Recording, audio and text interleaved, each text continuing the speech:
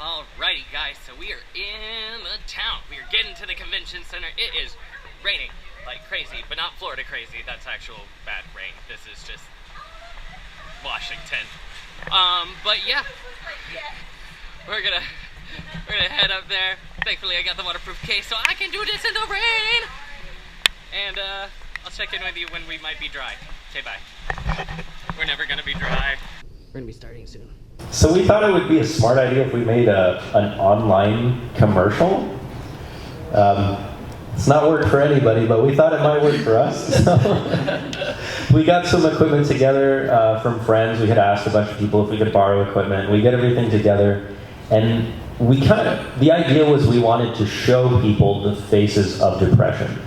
That depression wasn't these or those people. It wasn't those people over there, but depression was us. These were your friends. These were your family members. So we had people come out. We asked a bunch of friends to just come out that were dealing with these issues to just talk about their depression, to just briefly talk about what they were experiencing so that others could see what that looked like. And Marla was one of the people that came out. Yeah, just a friend invited me out. There was a Facebook event, and she's like, come to this address, and I did, and we started talking, and I started volunteering, and I didn't leave. Just stuck there. So you were talking about how you worked with Discord and how much you utilize it, and it's a very important part of what you do. How did you get connected with Discord in the beginning as well? Because it seems like you guys have a very good relationship together. One of the things that really helped me build this relationship with Discord is that I was getting tired of the other services that we were using. I happened to chance across it. And from the start, I had told the people at Discord what exactly I wanted to do, and they were like, that's really cool. Well, we'll help you set everything up. And they started setting up little robots in our server that filter things out, like bad words, or can alert people when things are going on, when certain keywords are used. So if someone says hey, I'm feeling suicidal, even if I'm not there, a bot alerts me that was said so that I can jump on there and do something about it.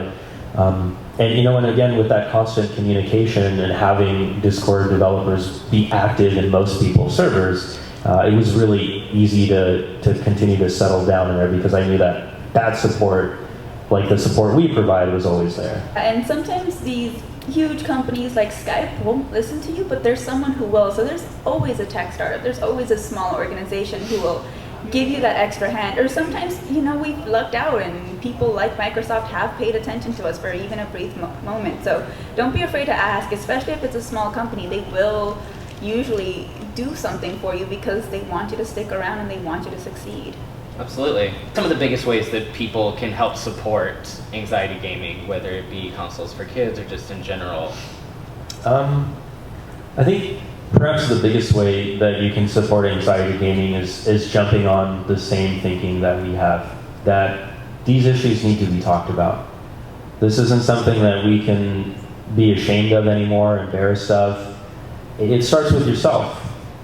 Don't just go out and try and convince other people, but convince yourself. If you're dealing with these issues and haven't yet seen a therapist, now's the time. There's the website, well, just add .com to the end, or connect to us on social media. We can make that happen today.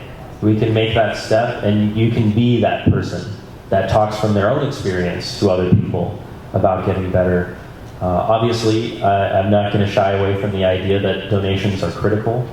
But the donations do a unique thing within anxiety gaming, because we believe that people who are kind enough to donate should be directly helping the cause in a grand scheme. The idea is that we have a therapy grant that I didn't mention, but what our therapy grant does is if you come to me and you need to see a therapist and you cannot afford therapy, that's not a problem. I will pay for your therapist. This started a long time ago, and we keep this theme going. If you cannot afford it, that does not mean you don't deserve to get better. You absolutely deserve to get better, so we'll pay for it. And when people donate to us, that's exactly what it does. We work with therapists all over the world that will charge us about $30 a session. So if you donate me $30, I will give somebody a week worth of therapy. So that would be a major way to support us. We're always on social media, we're always talking to each other that way because that's where all of you guys are, and that's the whole reason we're at PAX, because long ago someone decided they were going to put a comic on the internet. So that's, and just following us, I know it's a broken record, everyone says follow, but if you genuinely just want to know what we're doing, how you can help, that's just where we are, and we always have fun little, not fun, well, articles about mental health and how to support other people or how to support yourself in that journey. Very cool. Very cool. So I think my last question before we turn it over to our friends here to see if they have any questions for you. What do you think draws people into you so much? Like, you've had all these people come out and you've had these people help you. Beyond just the good work that you're doing, there has to be something else there. What draws these people to you? Me specifically? Just the group. I think when we're talking about what draws people to anxiety gaming, there's that overlap there that we can't kid ourselves about. Gaming is a place that all of us have turned to as a form of escape, and it only makes sense that we take it to the next level. And when you turn to us, it's about recovery. We tried very hard to make this a supportive community, but with the idea that that support ultimately leads to you recovering. Not just talking, but really getting better. And people turn to us because that's the answer we provide. If you're ready to get better, it's going to happen through us. We're going to facilitate that recovery. We're going to work together as a team. A lot of the people who end up getting referred to us always mention, and this kind of overlaps between myself and the company, that there's that warmth there, that you're cared about. Like myself, I went through all of these battles: agoraphobia, obsessive compulsive disorder, panic disorder, you name it, major depression. I'm likely going to understand to some capacity what's going on, what you're experiencing. And that's something that you're not going to get when you go to a website and fill out a form for a therapist, or when you just go shopping around for a therapist. That's not something you're going to get. I'm going to be directly involved, just like all of our other care providers, in exactly what you're going through. Whatever details you feel like sharing, some go in great detail, some just in general, hey, I need a female therapist in California, that's it. In either case, people are going to be there with you the whole way. And I think that's what keeps drawing people back to our services. And I think it's just the willingness to help out and not just going gimme, and really understanding that the gaming community is huge. It's almost everyone. What a ridiculous amount, like 90% of people. And it's 50-50, it's male and female, and 2 out of 5 people suffer from mental health disorders. So that all together means there's a lot of people out there who are helping each other, who are playing with each other, but are also constantly being asked for things. They're being asked to buy this, do this. They're being pointed in their direction, and what we want to do is, instead of asking, we want to give back to them. We want to make sure that these people are taken care of, because it's not these people, it's your friends, your mom. Like, I've had people of all ages, or like even personally, like my father was diagnosed at 55 with bipolar disorder, and it's just like, that never needed to happen, and we're trying to do that for these 14-year-olds out there. Absolutely. I think that's just wonderful and amazing stuff. Yay! So we're now going to turn it over to you guys. If any of you guys have any questions, you can go ahead and raise up your hand. I think we have a microphone somewhere. There. I'll go run around with it. I can do this. Yay! Hi there. Is this on? Sorry. Yep. Thank you very much for what you're doing. I really appreciate it. I've looked from a distance for a long time, so thank you for that. One of the big things that I personally struggled with in terms of mental health is addiction, and particularly as a gamer, talking to my parents in particular about how gaming is helpful, but obviously it can be harmful if you're losing yourself in cookie clicker for days on end. Would you be willing to just talk a little bit about gaming and addiction and talking with your family about those sorts of issues? Absolutely. I love that question. Thank you. Gaming addiction is one of those things that comes up quite a bit. As you saw, the average age we work with is about 14, and that's the first question that we get from their parents. Sometimes if their parents reach out to us, that's the main complaint. My child is addicted to video games, help me, what do I do? Is that what you do? Do you treat video game addiction? One of the things that I explain to parents, that I explain to everyone about this, is that the question about gaming addiction should be focused on why the addiction?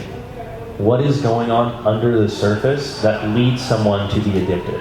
So we're down to our last few minutes, so is there anything that you'd like to give them as like a just final point or a send-off, or thanks for being here?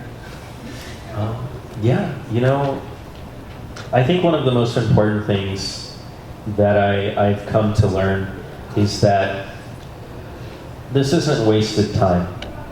The many years, half a decade, a little bit more than that I spent at home, I felt like I was doing nothing, and I know that some of you here may be in that same place.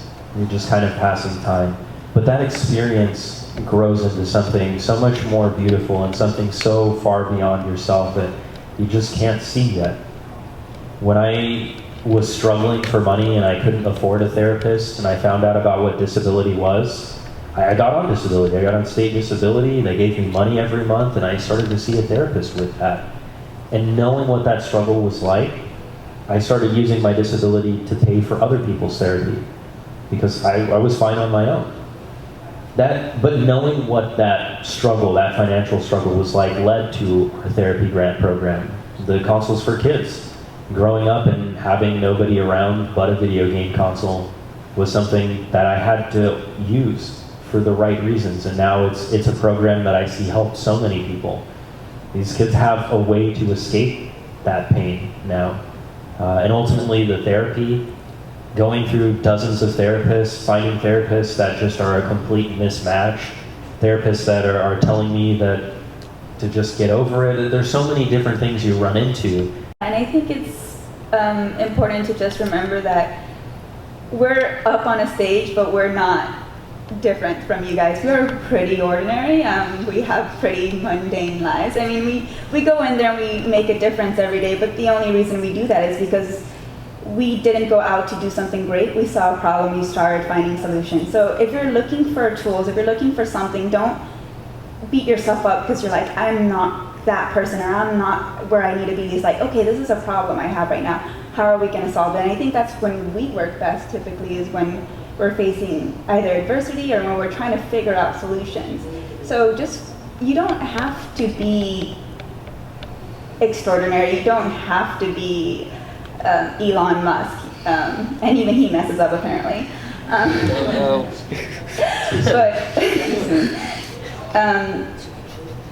You just have to be willing to go out there and do something. And it doesn't have to be something incredible, even if every day is like, okay, I woke up with anxiety today, I'm going to email 5 people. That's all I'm going to hold on to myself is 5 people. And you'll find that if you do that, at least you can go to sleep saying, I accomplished something. Absolutely.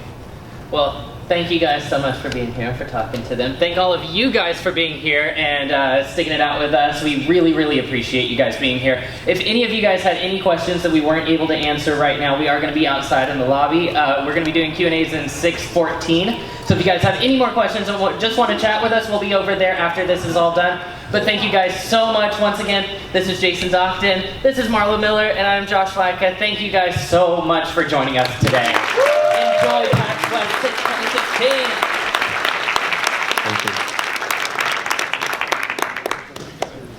We're all done. Everybody. We're all done. We're back at our hotel room. I'm sorry I didn't really have an outro from what was going on. It was just crazy. We went right from there to doing more Q&A in another room. And then after that, we went to the Seattle Youth Center. We helped feed homeless teenagers. It was an amazing experience. I'm going to link to them down below. Please check them out. They're a great organization. And just a big, big thank you to Anxiety Gaming for having me come out and moderate this panel and just being able to have this opportunity. I truly, truly appreciate it, and I thank you guys so much for it. But yeah, I know this video is a little long. If you watched it all the way through, thank you so much. If you didn't, well, you're not listening to me anyway, so just scoot along. Wait, you're not even here. What am I talking to? But yeah, I really wanted you guys to be able to experience the panel, and that's about as much as I could really fit into here without posting the whole thing, and that's just really long, and God, my eye itches. But yeah, so we're getting ready to go head out and do some more stuff, but keep checking out. There's not going to be a Snapchat Saturday today because I'd really just like to do a Snapchat of all of my weekend's events all together, so I may upload that midweek or just post it next Saturday. But otherwise, keep an eye open. I'll have something up tomorrow from day 2, and it's going to be great. Thank you guys again so much. Please check out those organizations, Anxiety Gaming and the Seattle Youth Center. They are both amazing organizations that I would love for you guys to support, and or nothing else, check it out. So yeah, if you like this video, hit that like button, subscribe so you never miss out, and you definitely don't want to miss out on the rest of my PAX coverage. It's gonna be great. I promise. Yeah, so I will see you guys tomorrow. Bye!